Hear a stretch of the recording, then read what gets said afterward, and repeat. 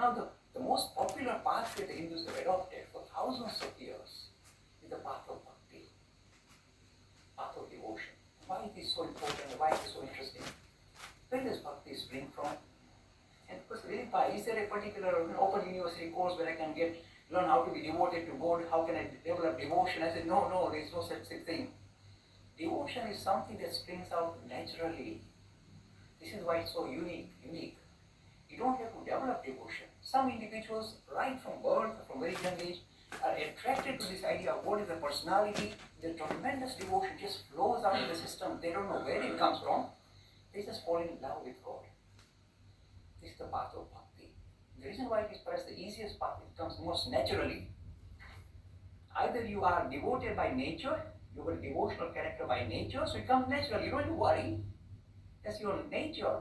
In fact, most of your parents and grandparents were attracted to religion because this is what happens to them.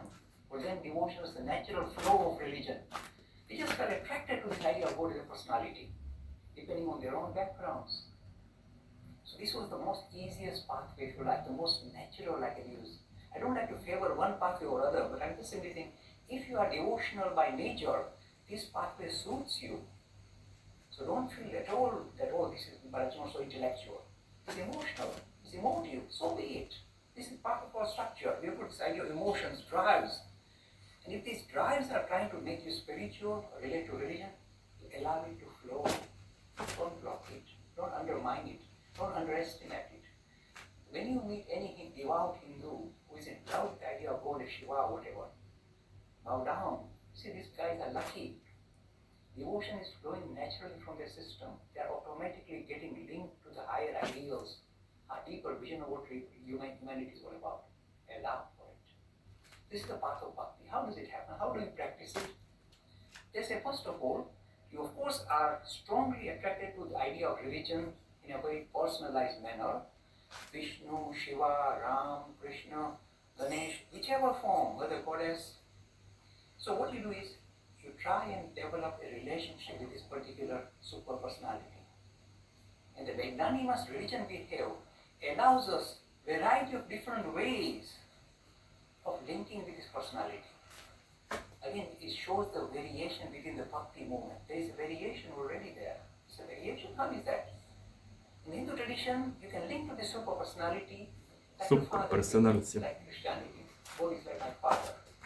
You see this wonderful, example of how Dhruv thinks of Vishnu like the real father. So you can think of God as, if you like, ultimate reality as your real father in heaven. This is accepted one way, just one way. You can think of God not as a father figure. You can think of God as your mommy, your mother. And the best example is my mentor, Ramakrishna. He never liked the God like father. God is my mommy. I love God, mommy. But this is his way. God is your mother. You see, when I go to Christian lobby, and when I go to a lot of primary schools, Christian primary school, Catholic primary schools, and I tell them, why should God be your daddy in heaven? Daddy is so rough and tough and so hairy. Why can't God be your mommy? That's sweet and kind and cuddly, and hopefully less hairy. And the children say, yeah, why didn't we think about that? And they go straight home, skipping, going, mommy, just learn something. I can think of God like my mommy in heaven. Martha, where did you get that from? This is the Hindu variation. Not God is your father in heaven. God is your mommy in heaven. What's wrong? See, equality coming naturally, not being imposed by political being, equality for the sexes. It's just natural. Think of the ultimate reality as female. You can think of the father, mother, it doesn't stop there. In the Hindu tradition, you can think of God as your friend. He's a friend. Yes, you can play football with God. Football with God, yes. God is your best friend. And the best example we have is... And best lover, by the way. Why not?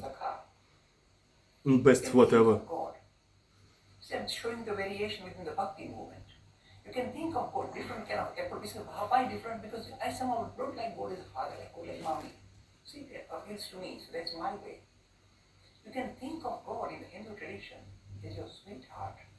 People shudder. Where are we going? Bollywood now? Dancing girls? What's going on? No. When you think of God as your sweetheart, it's not physical in whereas, It can be physical if you want. It's this love of the love. Love of your life. God is your sweetheart. The best example we have is Meera. Don't go like father. She's Hindu tradition. Others will shudder, go, oh, you can't do that. Not physical lovey-dovey. It is real love as your companion, as your partner. Does it stop there? I told you, we are grieving people. We like to go in many different ways. It does not stop anywhere. Very vast and majestic. Your deity basically can be everything at the same time. And you can experience everything at the same time. How much you can experience, it's up to you. And your microschemes. You are a servant. And the best example in this tradition is Hanuman. Doesn't think of God. He said, God, you are the master, I'm your servant. Tell me what you want me to do, I'll do it. You can think of God, have that relationship with God. But the one of the sweetest relationships. Basically, the moment you decide a relationship, you decide your own placement in that.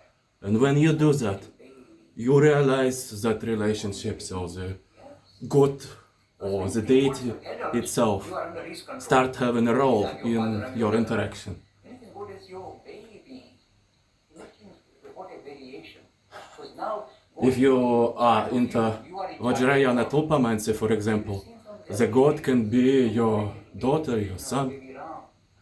It is also quite an experience. A lot of people cannot live through that. And they say, no, I told you, no mischief. I told you, don't wet your nappies. I'm getting tired of changing your nappies. They'll talk to God like that. If you do it again, if you're naughty, Krishna, I'm going to smack your bottom. They'll talk to God like that. So poor God is under the charge of the devotee. See the variation.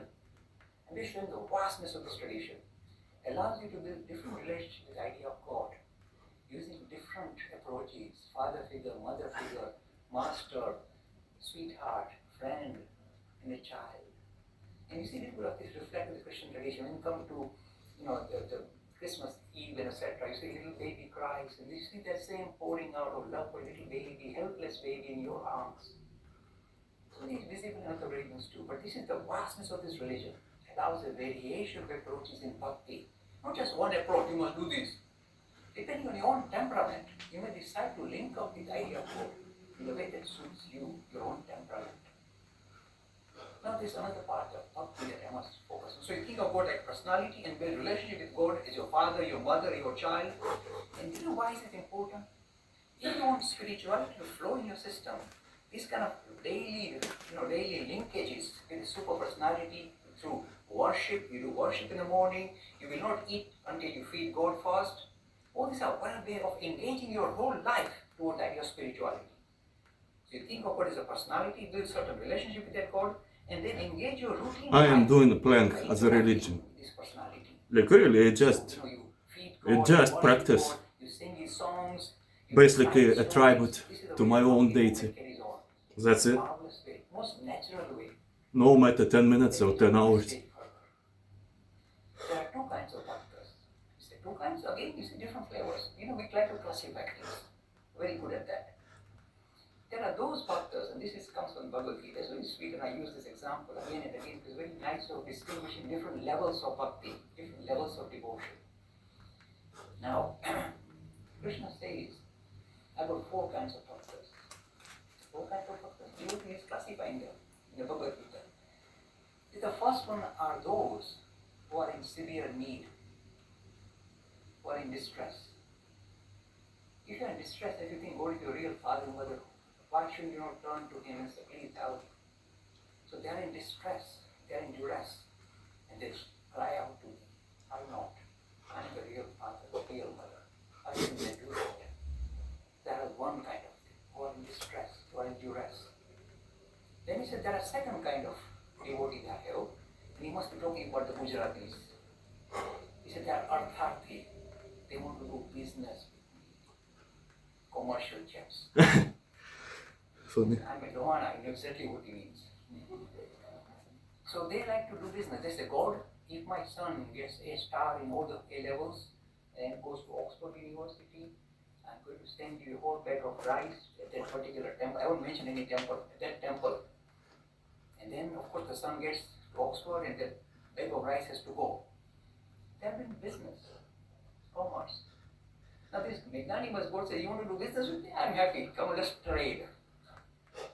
These are artharthi, that's the Sanskrit term. They got arts, they want to make some money out of it. They want to do commerce. And we do commerce with other things. Why not with God? God says, go for it. There are third kind of devotees. These are called Jignasu.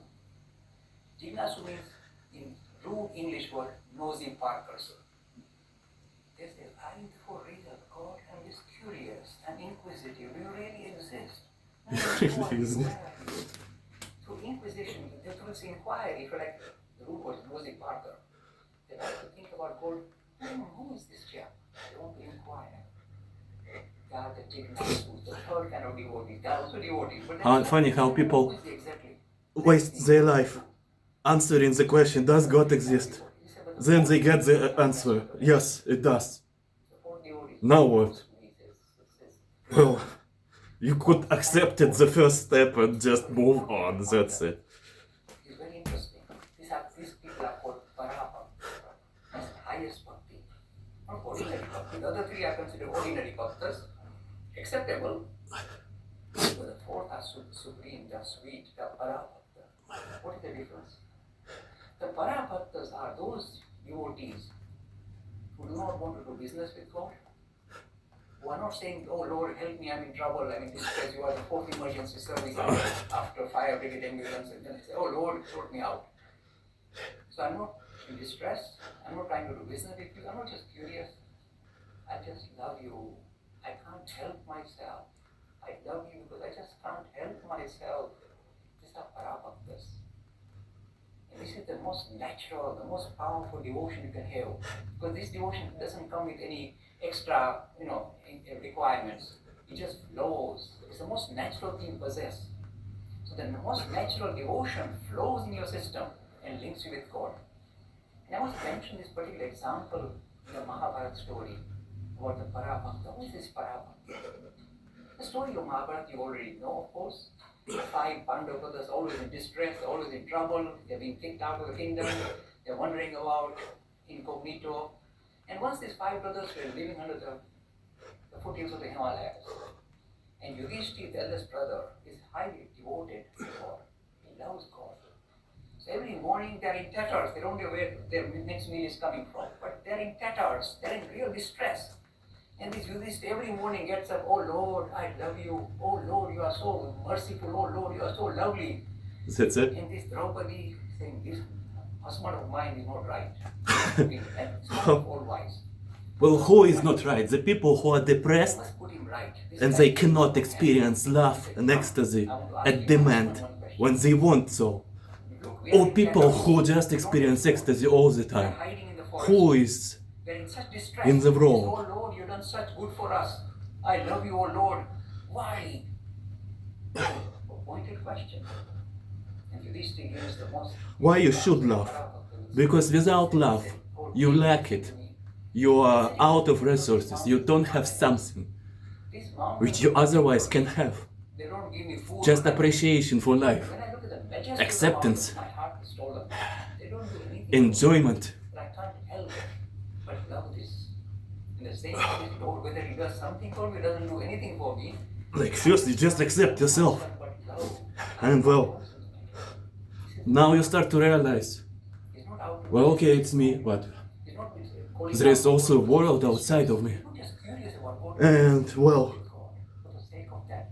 in reality, the world outside of me Reason why is connected to the world inside of me. Mr. Lovely one And you can't if you look at that under microscope, find them in you will understand that, yeah, actually, the inside and the outside are the same things, the same God, the same deity, same energies. not doing any business with God. You just love God. You can see it flowing. Well, if you see it, then Struggling all his life, but the not loving yourself and the outside world, He doesn't want to well, God for anything. it's like not working out. Well, okay, you don't have strength, you don't have beautiful body. Well, it's your choice. That's why you are depressed and other people are not. Every century produces such marvelous, so spiritual. Okay, well, 15 minutes, These bhaktas, more than enough. you can relate to their